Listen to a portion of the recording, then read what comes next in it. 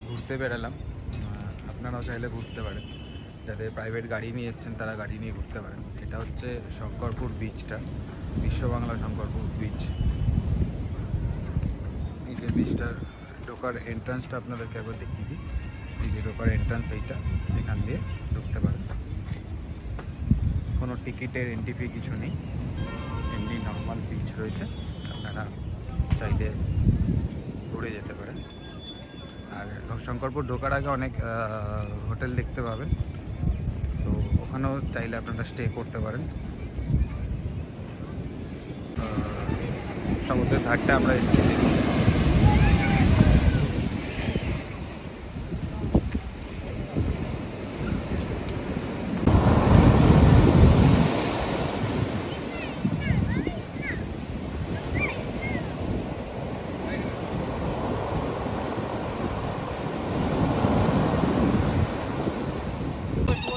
এটা দিয়ে ঢুকলেন, ঢুকে এইদিকে তো আপনি যেরকম সমুদ্রটা পাচ্ছেন, আর এইদিকে একটুখানি সাজানো আছে। আমি জাস্ট ভিডিওতে জুম করে দেখিয়ে দিচ্ছি।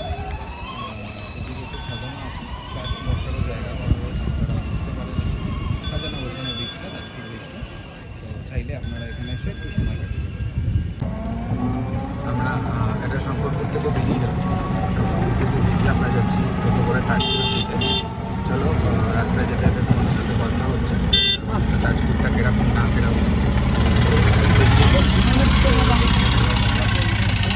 অনেকেই হয়তো এর আগে এসছো জানো, তাও আমি এক্সপ্লোর করতে চাই, তোমাদের তো হিসাবে দেখাচ্ছি। চলো, রাস্তায় যেতে যেতে কথা হচ্ছে। যেদিন তোমাদের একটা নিউজ আপডেট দিই, সেটা হচ্ছে যে এই যে সামনে যে ঝড়টা গেল, সেই সামনের ঝড়টার সামনে এখানে সেরকমভাবে কোনো ক্ষতিগ্রস্ত হয়নি।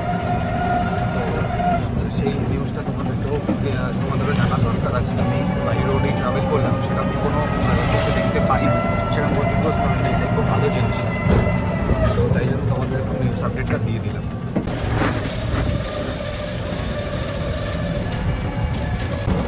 তাজপুর যাওয়ার রাস্তাটা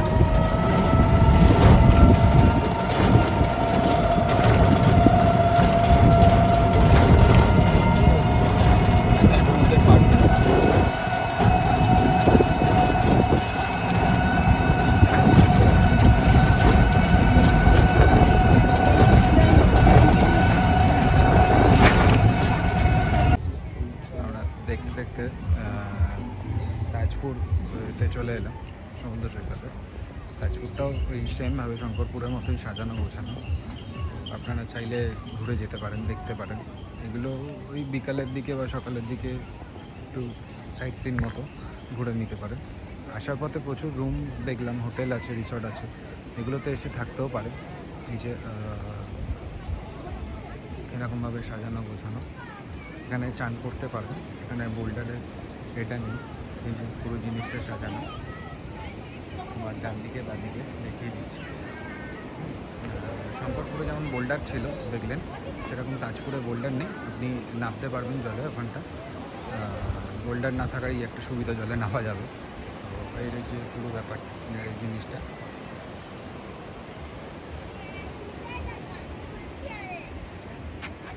এরকমভাবে পুরো জিনিসটা সাজানো আছে। ওদিকে যাচ্ছি, ওদিকে গিয়েও দেখিয়ে দিচ্ছি।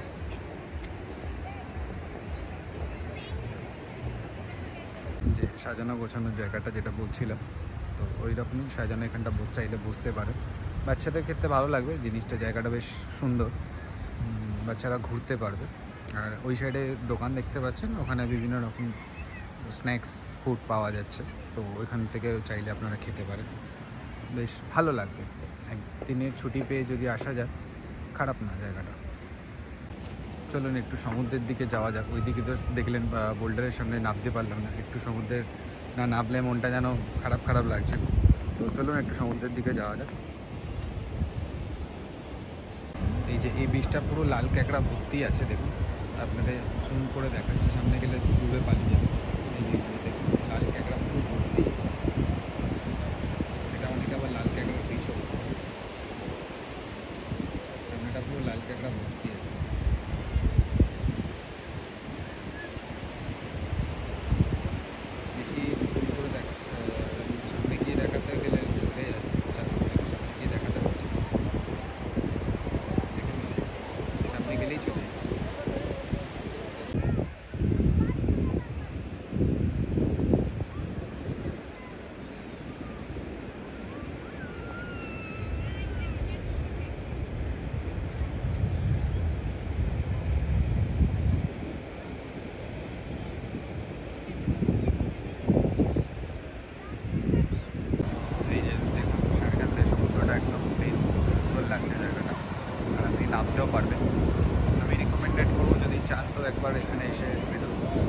চান করতে পারবেন। আর বিচটা পুরো লোনলি, সেরকম কোনো লোকজনের অত ভিড় নেই, সুতরাং কোনো প্রবলেমও নেই।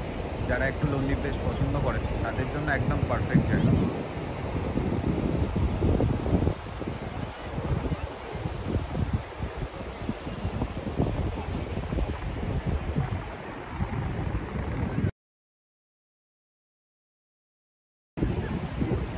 এদিকে দেখতে পাচ্ছ সানসেট হচ্ছে, আর তার সাথে সাথে এই যে অসাধারণ ভিউটা মিস করা গেল না ক্যামেরা বন্দি করতে, একদম অসাধারণ লাগছে। এদিকে সানসেট হচ্ছে, জানি না ক্যামেরা তোমাদেরকে কতটা ভালো করে বোঝাতে পারছি বা তোমরা কতটা ভালো করে বুঝতে পারছো, কতটা দেখতে পাচ্ছ, বোঝে অনুভূতিটা করতে পারছো, যতটা পারছি চেষ্টা করছি।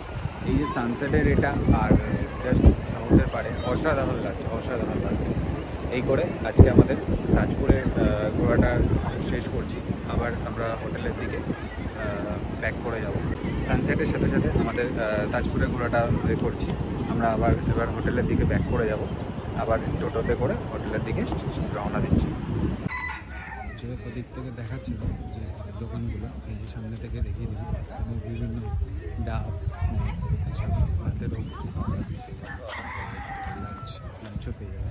যারা মনে করবেন এখানে এসে লাঞ্চ করবেন, লাঞ্চ করে দেবেন।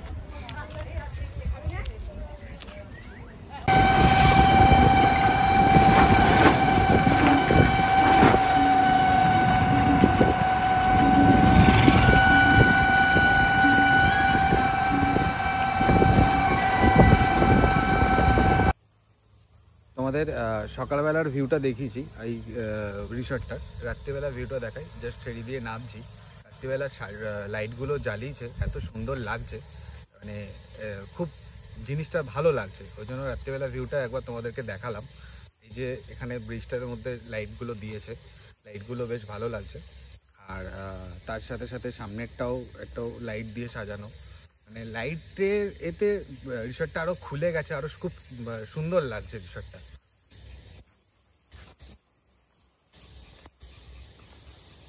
এই যে একদম ঢোকার এন্ট্রান্সটাও,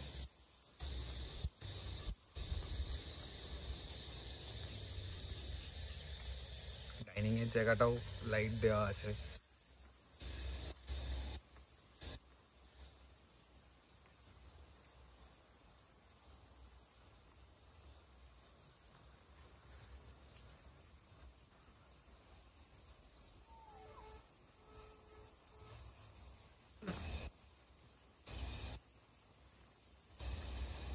প্রত্যেক কটা কটেজের সামনে লাইটগুলো জ্বলছে, খুব সুন্দর লাগছে। কটেজগুলো তো এমনিই ভালো লাগছিল, প্লাস লাইটগুলো জ্বলতে রাত্রিবেলা আরও বেশি ভালো লাগছে।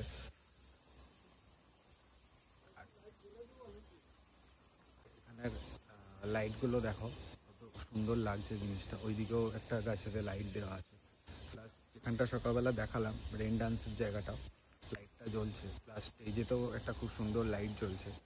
বেশ রাত্রিবেলা আরও খুব সুন্দর লাগছে। আর কটেজগুলোতে তো বলার কিছু নেই, কটেজগুলোতে তো লাইট জ্বলছেই, কটেজগুলো খুব সুন্দর। সব মিলিয়ে ওভারঅল লুকটা ফুটে উঠেছে, পুরো একদম পুরো ঝাঁ চকচকে ফুটে উঠেছে একদম। তো আমার রিকমেন্ডেড, তোমরা একদিনের জন্য ছুটি কাটাতে আসতেই পারো, এসে ঘুরে যেতে পারো, ভালো লাগবে। আর যেহেতু দীঘার মতো জায়গাতে এরকম একটা গ্রাম বাংলার অনুভূতি পাবে, সেটাও ভালো লাগবে, খারাপ লাগবে না। আর শহরের কোলাহল থেকে বেরিয়ে এই জায়গাটা মোর দ্যান বেটার। তোমরা একবার আমার রিকমেন্ডেড রইল, যদি কেউ মনে করো ঘুরে এসে যেতে পারো। আমি এর ডিটেলসটা ডিসক্রিপশন বক্সে দিয়ে দেবো, ওখান থেকে তোমরা কন্ট্যাক্ট করে নিতে